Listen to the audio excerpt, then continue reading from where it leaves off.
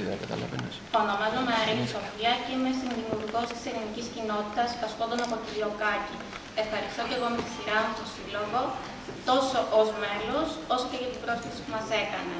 Εν ώψη των εορτών και εν είδη γράμματος προς τον Άη Βασίλη και κάθε Άη Βασίλη, θα ήθελα να ευχηθώ, να παρακαλέσω, να ζητήσω, ενίοτε να απαιτήσω τα απόλυτα, θεωρώντας ότι εκφράζουν την πλειονότητα των νοσούτων και διευκολύνουν την καθημερινότητά τους. Για το 2010, Άη Βασίλη μου, θα ήθελα εστιατόρια, φούρνους, ζαχαροπλαστεία που να προσφέρουν ασφαλή και εγγυημένα γεύματα και προϊόντα χωρίς γλουτένη. Περισσότερα και πιο εύγευστα προϊόντα, ακόμα και στα σούπερ μάρκετ, σε πιο προσιτές τιμές και υπεύθυνη αναγραφή των αλλεργιογόνων συστατικών.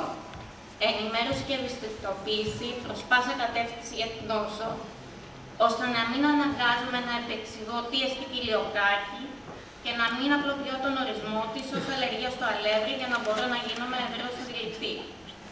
Ακόμα, Άη Βασίλη του νοσοκομείου, σε παρακαλώ πολύ, κάνε ο γιατρός μου να μην γραφεί ουδέν στη νοσοκομιακή μου διατροφή από φόβο επιμόλυνσης του φαγητού μου, αλλά να έχω το αναφέρετο δικαίωμα ασφαλούς γεύματος όταν νοσηλεύομαι.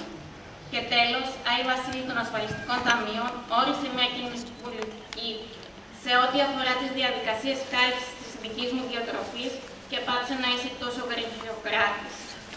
Σε ευχαριστώ όμως πάρα πολύ για ό,τι έκανες και κάνεις μέχρι τώρα για τη βελτίωση της ποιότητας ζωής μας και εύχομαι να συνεχίσεις να κάνεις τα πάντα ώστε τα όνειρά μας να μην παραμείνουν ουτοπία.